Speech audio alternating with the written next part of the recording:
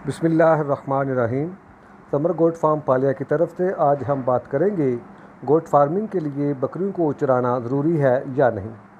दोस्तों, आज की वीडियो बहुत अहम है, इसलिए गुजारिश है कि वीडियो आखिर तक ज़रूर देखा करें और चैनल अच्छा लगे तो लाइक और सब्सक्राइब ज़रूर करें। दोस्तों, गोट फार्मिंग में लोगों की दिलचस्पी दिन ब दिन बढ़ रही है और गोट फार्मिंग भी बन रहे हैं, लेकिन ज़्यादातर गोट फार्म ये चाहते हैं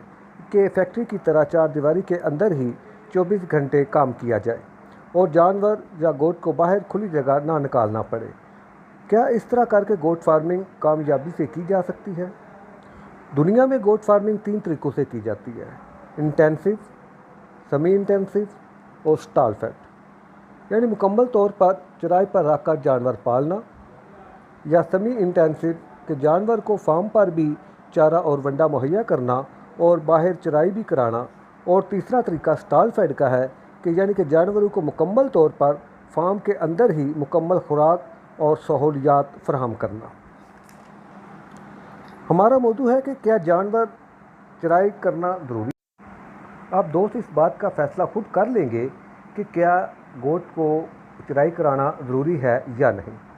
क्योंकि जिस तरह हर इंसान की फितरत दूसरों से मुख्तलिफ होती है, इस तरह हैवानात को भी अल्लाह ताला ने मुख्तलिफ फितरत का बनाया है।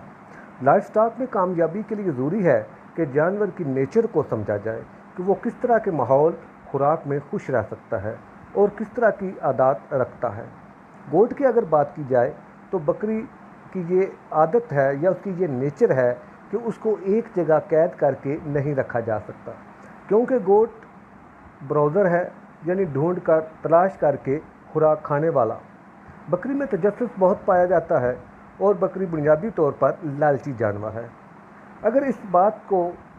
गोट की नफ्सियात को सामने रखते हुए ये बात की जाए कि 24 घंटों के दौरान कम अज़ कम 3 से 4 घंटे ओपन एरिया में ज़रूर निकाला जाए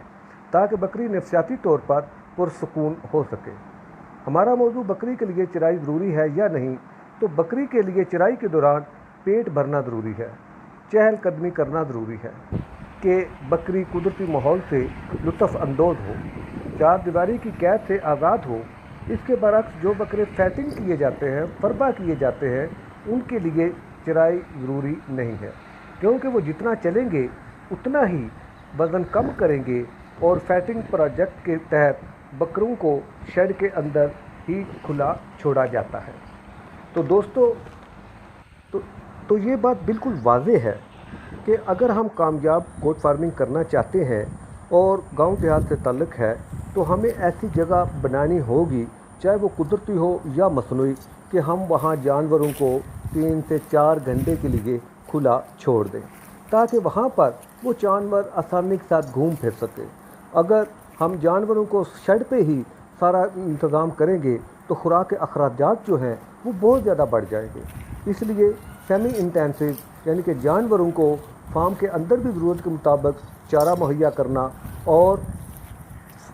फार्म से बाहर भी उनको चराई के मौके देना, जो वो हमारे अखराजात में बहुत ज़्यादा कमी करेंगे और इसके अलावा बकरियों की बीमारियों में बहुत ज़्यादा कमी होगी। तो आज की वीडियो का नतीजा यही निकला कि हम अपनी बकरियों को चराने के लिए जगह का इंतखाब ज़रूर करें।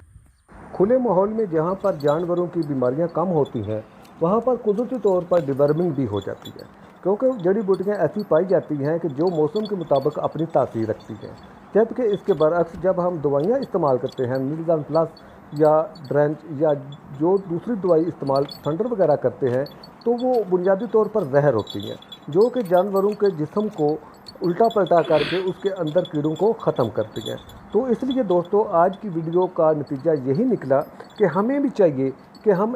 ज़्यादा से ज़्यादा कुदरती माहौल के मुताबिक बकरियां रखें, और ताकि हमारे अखराजात में भी कमी हो और हमारी बकरियां भी सेहतमंद हो सके, दूध ज़्यादा पैदा करें, कि जिससे ये होगा कि मजमूई तौर पर गोट फार्मिंग जो है वो फ़ायदेमंद साबित होगी। इसके बरक्स जब हम अपने तरीके अपनाएंगे तो जो कि खुद साख्ता हैं, तो वो फार्मिंग के लिए नुकसानदेह होगा और फार्म 1-2 साल के अंदर ही अपने इख्तिताम को पहुँचेगा।